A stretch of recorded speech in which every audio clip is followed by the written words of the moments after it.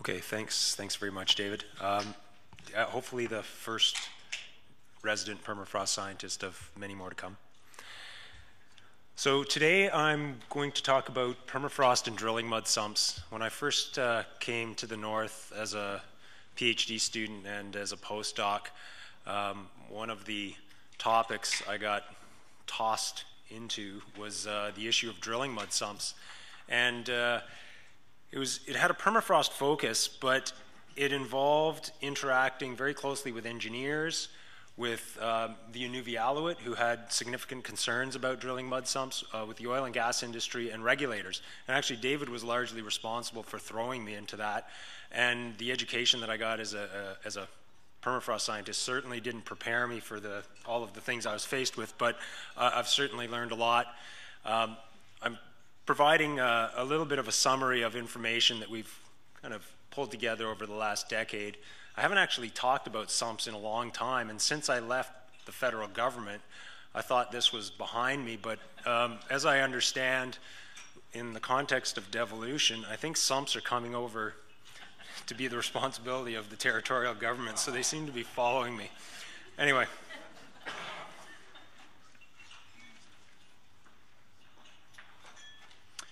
Okay, we'll go over what is a drilling mud sump. We'll talk about drilling mud sumps in the Mackenzie Delta region. I'll give you a little bit about the development context and sort of the stresses, the realities that exist with respect to industry and the management of wastes that are faced by regulators and northerners.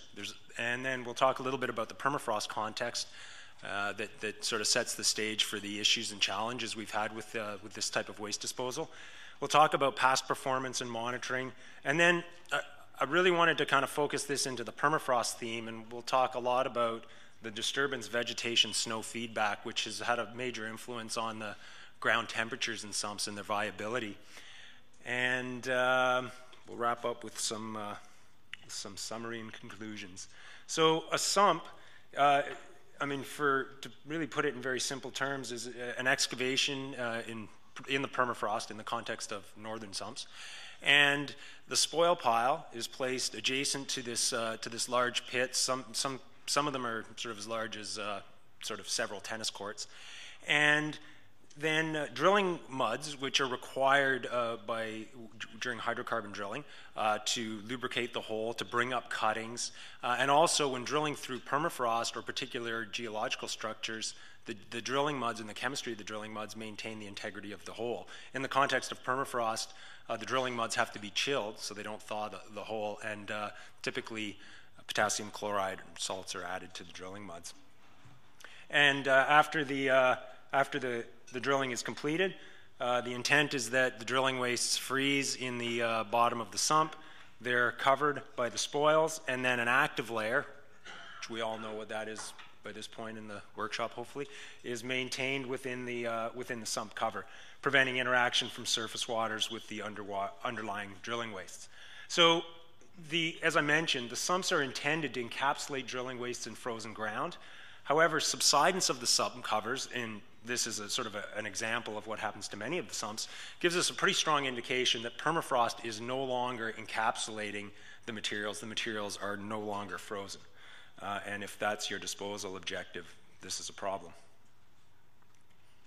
And I would also point out that they continue to be an option for waste disposal because of the way that the legislation is set. In order to build I think you require a Class B license, water license, to build a sump. So it's certainly on the table as a waste disposal option. In the Mackenzie Delta region, there are over 200 drilling mud sumps, historical drilling mud sumps, that are a legacy of exploration in the 1970s. And they're of various ages. The bulk of them are from the 1970s, and the integrity or the status of them varies. So this is actually quite a concern from a regulatory perspective, but also from the perspective of the Inuvialuit. The Game Council expressed significant concerns about the status and what shape are these old historical sites in. Land users, I think, recognized the fact that there was lots of ponding and so forth, and that was something that was brought really to the forefront that returned attention to the issue. So the context that that we sort of step into here is that Mackenzie Delta region in the early 2000s had a renewed oil and gas interest in that area in association with the Mackenzie Gas Project. There was some more exploration drilling that was going on at the time. So some of the companies were constructing sumps to dispose of their waste, others were trucking materials out. The area has a bird sanctuary in it. It's again the homeland of the Inuvialuit and the Gwich'in people, so there's significant interests in terms of the integrity of the landscape. And from I guess a permafrost perspective, we've heard this before. There's really interesting ecological gradients. So we have colder permafrost in the north, warmer permafrost in the south in the Delta region as we cross tree line. Very different ecological conditions in the region. We've heard about all the ground ice that exists in that area. And then there's also the contrast of conditions between the delta, which is alluvial materials deposited by the Mackenzie River, and the tundra uplands. So there's a diversity of conditions which make it a really interesting environment to study and potentially a challenging environment to develop, because the rules that might apply in one place might not in a different place because of differences in the environment. So the major issues were associated with historical sumps. What's the status of these old sites? Why did some of them work? Why did some of them not work? There was a lot of issues around contemporary monitoring that we dealt with we worked in partnership with the NWT Land and Water Board. If another sump is issued, what are the requirements of the company to make sure that we understand what goes into those sumps, but also how the permafrost is performing with respect to a waste containment medium? And then we had this underlying question of you have this pressure about answering questions right away from a regulatory perspective. But in the backs of our minds, we also wanted to understand how viable is this as a long-term waste disposal option? And then local concerns, and from a regulatory perspective, highlighted the concern for the environmental impacts. And I'm going to really focus on this aspect of these 3 points, but I will note that actually we had a paper that was just published and released today on looking at the water quality effects of drilling mud sumps. It's in collaboration with some researchers at Queen's University. So I'm not going to cover that, but if anyone has questions about that, I'm happy to answer them after. So the assessment of all of these old sites, it was actually a priority for the government to understand the status of these sites. Also for industry that was about to go through the Mackenzie Gas Project proceedings, they also wanted to understand what were the shape of their historical well sites. And it was actually sort of the stars sort of aligned. We were able to work with the Inuvialuit, industry, and government to come up with an assessment protocol. It allowed us to go and look at these sites. And now, it had many facets to it, but the aspect that I was particularly interested in was understanding the status of the sites from a permafrost perspective. And we couldn't do everything because there's hundreds of sites and they're expensive to assess. But one of the things that we assessed was the terrain conditions there and the level of ponding at the sites. And this data is available on a publicly accessible website hosted by Aboriginal Affairs. And some of the really basic data that we were able to pull out of this was to assess what factors contributed to the long-term success of these features, of these sites, or their failure. And what we initially thought was that there would be a big difference related to construction practices, and certainly what we were hearing was that construction practices have improved dramatically since the 1970s. Certainly industry had was impacting sites much less. They were restricted to winter operations. But when we actually look back at at over 100 sites that were constructed in the 70s, we found that in terms of sites that had significant ponding, there wasn't really a huge difference. Actually, it seemed like the winter sites were in worse shape than the summer sites. I can't really explain why. We would have thought the exact opposite. One thing that we did find, and shouldn't be a surprise, but we were able to actually demonstrate it with field data, was that the sites built in warm permafrost exhibited the most ponding. They were in the worst shape. So if you're going to use permafrost as a waste disposal medium, you want to stay to cold permafrost, not warm permafrost. It's this kind of data, though, that you actually require if you want to change the perceptions of industry as well as the perception of the regulator. We actually had to have hard data to argue our point. The other thing that we noticed was progressive change over time. So sumps are constructed, and when we looked at the inspectors' reports, they looked great a couple of years after they were constructed, but over time, they frequently ended up looking like this. And in these ponds, which sometimes were quite deep, we found that there was upright, like tall willows and shrubs in those ponds, which suggested that the sump was stable for a significant period of time. Now, we wanted, and you know, people's initial reaction was, well, this must be climate warming. We decided to actually investigate that and determine whether or not it was climate warming that was warming permafrost at these sites, or if it was actually ecological change that was stimulated by the actual disturbance. And what we found, we collected a fair bit of field data on this, was that the sumps, particularly ones right after they're constructed, tend to be blown free of snow. They tend to be the coldest places on the tundra. Exposed mineral soil tends to be is a fantastic place for willows and shrubs to take hold and to grow from. I'll remind you also that the sump cover is created or is composed of materials that were previously permafrost. They tend to be quite nutrient rich, they're alkaline, and so the willows take off. And what we see is in these sumps that are 20, 30 years old, we have willows that are up to 2 to 3 meters in height, and each winter they trap snow on the order of 1 to 2 meters in thickness, which has an extremely detrimental effect on the permafrost. So here is a contrast between the ground temperatures at the top of permafrost on a sump with tall willows, and aesthetically that actually looks pretty good if you're used to looking at reclamation in a southern context. And here we have a sump that for some reason just revegetated with grasses. Now, these temperatures are temperatures at the top of permafrost from September to August. And once an active layer freezes back in the winter, then the permafrost can start cooling off, starts to cool off very quickly because heat can be pulled out of the system by conduction. So when we see this temperature start to dive here in December, that means the active layer is frozen back. And this sump that is covered with grasses and has relatively low snow, top of permafrost gets to about -13. This sump here, even though it's right next to the Beaufort Sea coast, the active layer barely freezes back in the wintertime. So that is a situation in which you're not cooling off the permafrost in the wintertime and will eventually lead to the degradation of permafrost. So being good scientists, we collected lots more data, and we went to several sites, and again, our sumps and lease areas adjacent to sumps that had tall willows, regardless of where they were on the tundra, that were devoid of shrubs, had cold ground temperatures, and sites that had tall shrubs had very, very warm ground temperatures. We use this to do some two-dimensional geothermal modeling, and we had a significant amount of soil data from this region, as well as climate data, which we used to drive the heat conduction model.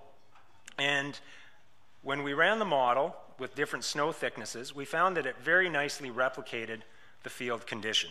This gave us the opportunity to actually do some experiments to find out what would happen if we have a situation in warm permafrost, which is driven by climate conditions and snow conditions that we would encounter in Inuvik. We used Inuvik climate data.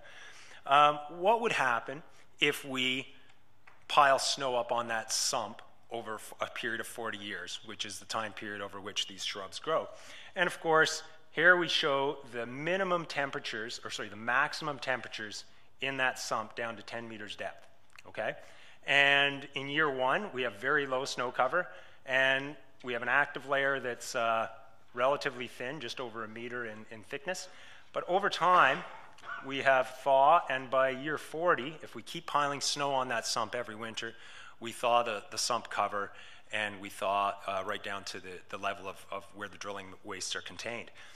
The same thing happens in cold permafrost. So using climate data to drive the model from Inuvik, which is a tundra setting, and a background permafrost temperature of -6, we find the same thing. By year 40, if you pile up the same amount of snow, because the willows will capture the same amount of snow regardless of where you are, you will warm the permafrost up and ultimately thaw it. Now, this seems kind of extreme, but in reality, we see many, many tundra sumps that have covers that have completely thawed. And in the natural setting in the Mackenzie Delta region, we know in areas where we have mineral soils with tall shrubs that capture snow every winter, which occur immediately adjacent to stream channels, we have unfrozen zones or talics.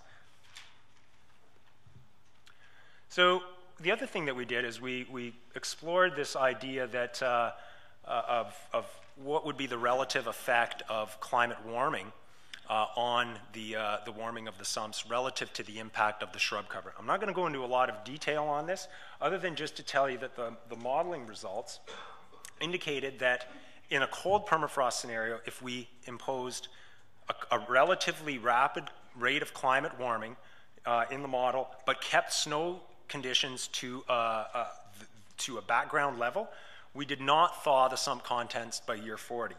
However, if we increase the snow, as I showed you in the previous graphs, by year 40, we thaw the permafrost down to 3 meters depth. And of course, if we add climate warming and shrub growth accelerated and increasing snow depths, of course, we hasten the degradation. So one thing that I'll talk about is regionally, the Mackenzie Delta region in particular, the Western Arctic and the Lower Arctic, is greening. It's greening at a rate quicker than almost any other part around the circumpolar Arctic. And this here is an image derived from Landsat, which is a satellite that has been in space taking pictures of the Earth since the 80s. And we can look at how, it's actually very, very good at tracking the relative productivity of the ground surface. And what this does is we're able to track the change or the greening of the tundra using this Landsat imagery. And this figure here shows us that the most intense greening has occurred in the Tuck coastlands. One of our collaborators, Rob Fraser from Canadian Centre of Remote Sensing, found a thesis from the 1980s, and this individual was looking at caribou habitat or reindeer habitat. And he took really, really high-resolution remote sensing images. And here we can see, we went back to those sites last summer. This is a tundra polygon, and it's completely covered in lichen. And we look at that same image in 2013, and we can see that it's completely covered in shrubs now. So that greening is largely due to the proliferation of shrubs. Of course, we just talked about the impact of shrubs on snow accumulation and ground warming. We take that same imagery and we look at it, and we can see there's these green spots are sort of vegetation hotspots. That's where the vegetation has really taken off. Well, those little red pyramids you see there are, in fact, areas of their old leases, okay? So, all right. So essentially, wherever we see the fingerprint of historical oil and gas activities, we've had a proliferation of shrubs. What does that mean?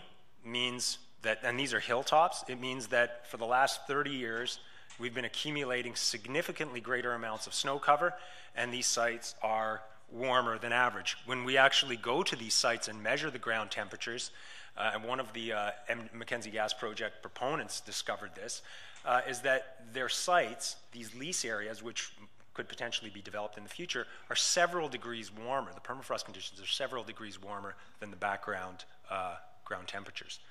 So one thing we did is we approached one of the proponents and we said, well, can we go in there and just cut the shrubs down at one of your leases? And they said, sure. So we did that.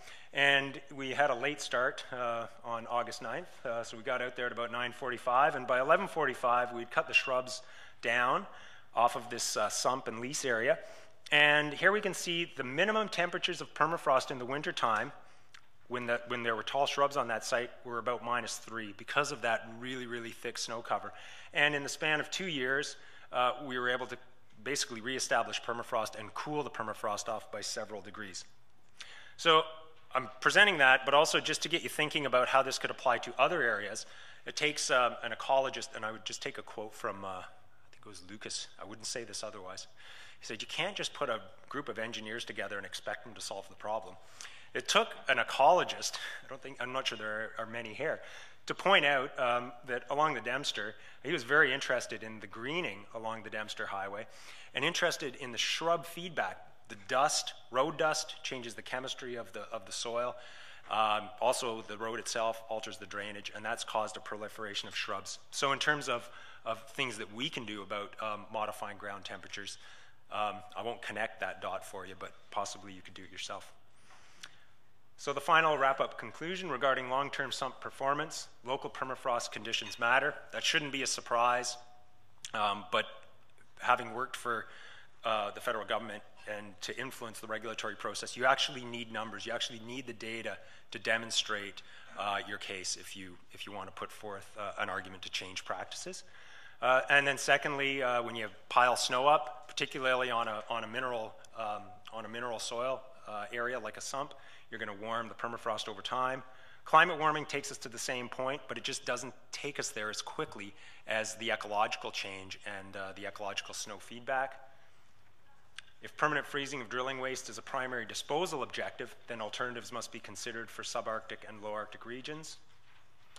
And human disturbances in the low Arctic are permafrost warming hotspots. I don't think we can ignore that anymore because of this shrub snow ground warming feedback. We can get rid of those shrubs and cool the ground temperatures off. And I think a key here is that some of these ideas, I think, really come to fruition when we have people from different disciplines getting together and talking about solutions. So I'm going to end there because I'm over my time. But there was a lot of people's brain power that went into generating some of these ideas I presented, so I shouldn't take all the credit for it. Thank you.